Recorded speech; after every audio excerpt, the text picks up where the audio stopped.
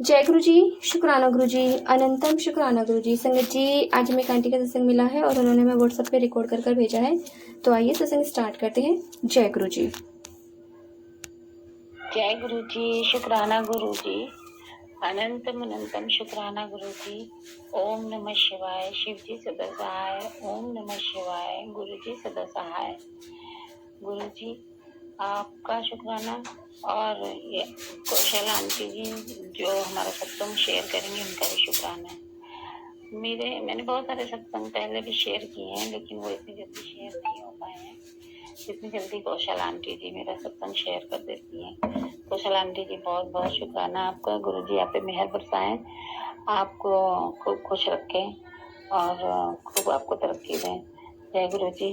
तो मेरा सत्संग ये है कि मैं बहुत दिन से गुरु जी के सत्संग मैसेज आ रहे थे कि तेरे घर में कोई अकाल मृत्यु होने वाली है, तेरे परिवार में किसी के साथ तो कोई घटना घटने वाली है। मैं बहुत डरती थी पढ़ के कि क्या करूं। फिर मैं सोचती थी कि कोई भी मैसेज ऐसे तो नहीं आता है कि हो सकता है ये जो मुझे डर लगता है और ये जो मैं इस निगेटिव वाइब्रेशन से गुजरती हूँ, इसी से मेरा कष्ट कट रहा होगा। और मुझे लगातार आ रहे थे।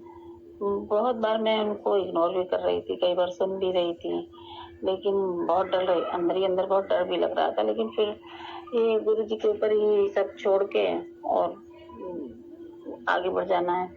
तो गुरु जी ने मुझे बहुत बार सचेत किया कि पुत्र सत्संग सुन और मंत्र जाप कर। गुरु जी मुझे हमेशा कहते ज्यादा से ज्यादा मंत्र जाप करो, तेरे कष्ट कटेंगे। मुझे बहुत सारी फाइनेंशियल प्रॉब्लम भी है बहुत टाइम से, और बहुत सारे थोड़ी सी पर्सनल दिक्कतें हैं जो गुरु जी धीरे धीरे दूर कर रहे हैं। काफी कुछ मुझे अच्छा हो गया है मेरे जीवन में।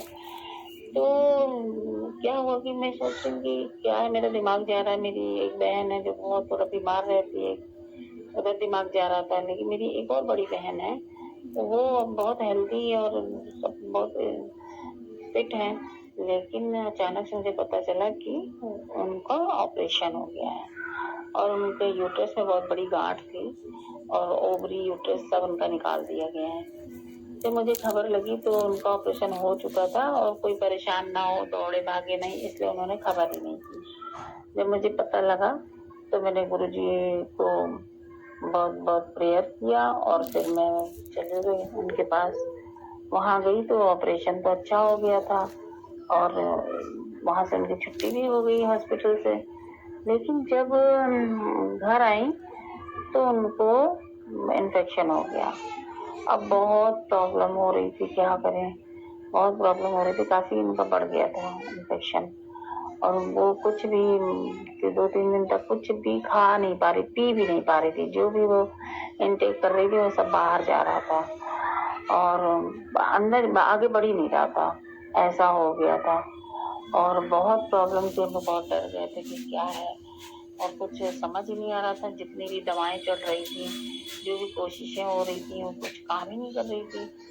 तो अचानक मेरे घर में गुरु जी तो मैं ही मानती हूँ, लेकिन और सब लोग ऐसा नहीं है कि वो मानते नहीं है, लेकिन मैं ही मानती हूँ वैसे गुरु जी को, और जानते सब लोग हैं।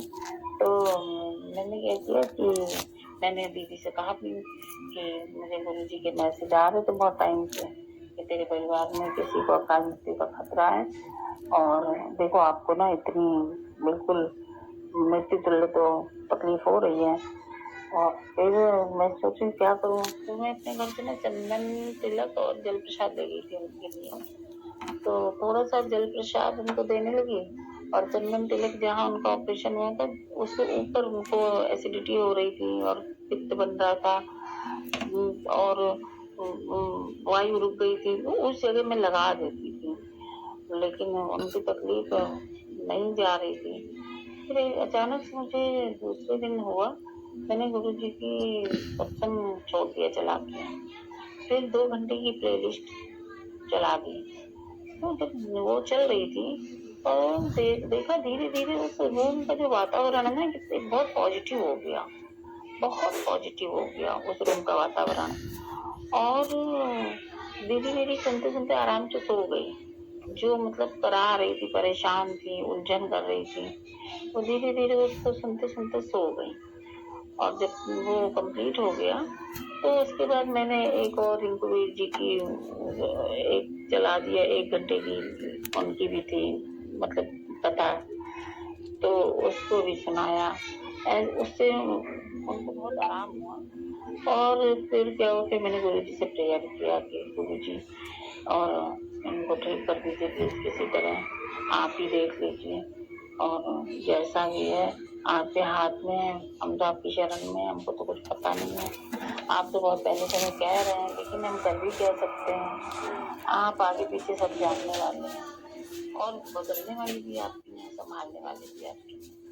हम कुछ कर सकते नहीं हैं। हाँ, बस पहले से पता चल जाता है तो हम ये कर सकते हैं कि हम मंत्र जाप कर सकते हैं, ज्यादा से ज्यादा मंत्र जाप कर सकते हैं, ये तो हम कर ही सकते हैं। बाकी जो भी ठीक करना है वो गुरु जी को ही करना है।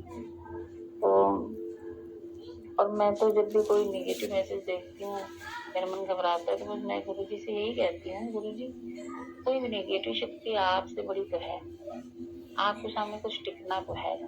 हाँ, जो हमारी हमें कष्ट लिखा है हमारी किस्मत में, वो तो हमको भुगतना ही है, और आपके होने से वो हम थोड़ा आराम से भुगत लेंगे, कट जाएगा हमारा कष्ट।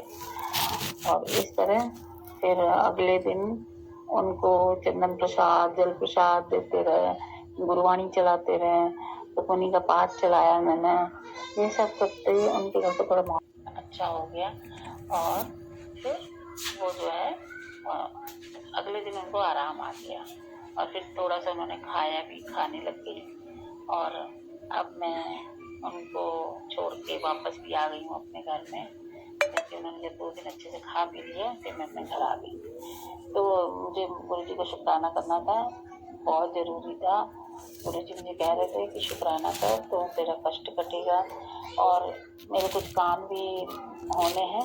तो गुरु जी का मैसेज आ रहा था, शुक्राना कर, तेरा काम हुआ पड़ा है, बस तू शुक्राना कर। तो शुक्राना गुरु जी, अनंतम शुक्राना, कोटि कोटि शुक्राना। एक सत्संग और है कि जिनके घर में हम रुके थे, हमारी बहन जिनके घर में है अभी भी, तो अपनी बहू की बहन के घर में, तो उनके बेटे को भी करंट लग गया था, और वो भी गुरु जी की दया से बच गया। बेचारा 12 वर्ष का था, और रात में सब सो रहे थे, और वो उसको अस्थमा का प्रॉब्लम है, तो नेबुलाइज कर रहा था, और वो जो है उसको करंट आ गया, चिपक गया, और अपने आप ही जैसे भगवान ने इसको बचाया। अगले दिन इसको एडमिट होना पड़ा, लेकिन सब कुछ अच्छा रहा। गुरु जी यही शायद यही कोई अल्प होगी, ये भी तो अल्प ही है जो गुरु जी ने बताया था कि तेरे परिवार के किसी मेंबर की अल्प है, ये भी तो वही है। कहाँ से कहाँ भगवान रक्षा करते हैं गुरु जी हमारे। वहाँ भी पहुँच के मानसिक रूप से मैंने वहाँ पे एक मैंने गुरु जी का हलवा प्रसाद का भोग भी लगाया, कड़ा प्रसाद का। जब सब सही हो गया तो मैंने वहाँ कड़ा प्रसाद का भोग भी लगाया। हमारे गुरु जी हमको मानसिक रूप से मुझे महसूस हुए कि हाँ गुरु जी वहाँ पे हैं, और गुरु जी ने सबका वहाँ भी कल्याण किया। मुझे लगा चलो नहीं जानते हैं गुरु जी को, लेकिन गुरु जी की कृपा तो इनके घर में भी आ गई है। तो बहुत बहुत शुक्राना गुरु जी, बहुत बहुत शुक्राना संगत जी। कौशल आंटी जी, आपको बहुत बहुत शुक्राना, आप मेरे सत्संग शेयर कर देती हैं, नहीं तो मुझे बहुत कम मेरे सत्संग शेयर हो पाते हैं। ओम नमः शिवाय, शिव जी से बोलता है, ओम नमः शिवाय, गुरु जी से बोलता है। जय गुरु। शुक्राना आंटी जी, शुक्राना गुरु महाराज जी, इतना प्यारा और ब्लेस्ड सत्संग में सुनवाने के लिए, हमसे शेयर करवाने के लिए आपका अनंतम शुक्राना गुरु महाराज जी। संगत जी, सच में गुरु महाराज जी जब भी कोई मैसेज देते हैं तो उसमें कोई ना कोई ज़रूर वजह होती है जो आपके पास वो मैसेज पहुंचता है। संगत जी, उस जो मैसेज आते हैं ना वो सच में हमारे लिए होते हैं। कभी कभार बहुत ज़्यादा नेगेटिविटी वाले मैसेज आ जाते हैं, बट अगर वो हमारे पास आ रहे हैं तो सत्संग को सुनिए। मैसेज को अगर ज़्यादा ही नेगेटिव मैसेज है तो मैसेज पर ध्यान मत दीजिए, लेकिन अगर सत्संग आपको लगता है कि सुनना है और अगर गुरु महाराज जी चाहते हैं तो आप वो सत्संग ज़रूर सुनेंगे, और उस सत्संग में ही कोई ना कोई आपके लिए रास्ता भी होगा। आपके सवालों के जवाब आपको ज़रूर मिलेंगे। तो संगत जी, गुरु महाराज जी पे भरोसा बनाए रखें, क्योंकि गुरु महाराज जी अपने बच्चों को मंत्र जाप से, चंदन तिलक से और गुरबानी से बहुत सारे ब्लेसिंग देते हैं। तो जय गुरु जी, शुक्राना गुरु जी, अनंत अनंत शुक्राना गुरु जी। संगत जी, यदि आपको सत्संग अच्छा लगा तो प्लीज़ हमारे चैनल को लाइक कीजिए, सब्सक्राइब कीजिए, बेल आइकन को प्रेस कर दीजिए, ताकि नई सत्संग की जानकारी आपको जल्द से जल्द मिल सके। संगत जी, यदि आप भी अपने सत्संग शेयर करना चाहते हैं तो आप हमें हमारे व्हाट्सएप नंबर पर लिखकर भेज सकते हैं, रिकॉर्ड करके भेज सकते हैं। आपके सत्संग भी और संगतों के साथ शेयर किए जाएंगे। जय गुरु जी, शुक्राना गुरु जी। संगत जी, ये सेवा गुरु महाराज जी ने हमें बख्शी है, तो आप भी इस सेवा का भागीदारी बनिए। आप भी अपने सत्संग शेयर करके, रिकॉर्ड करके भेजिए, लिख कर भेजिए। जय गुरु जी, शुक्राना गुरु जी।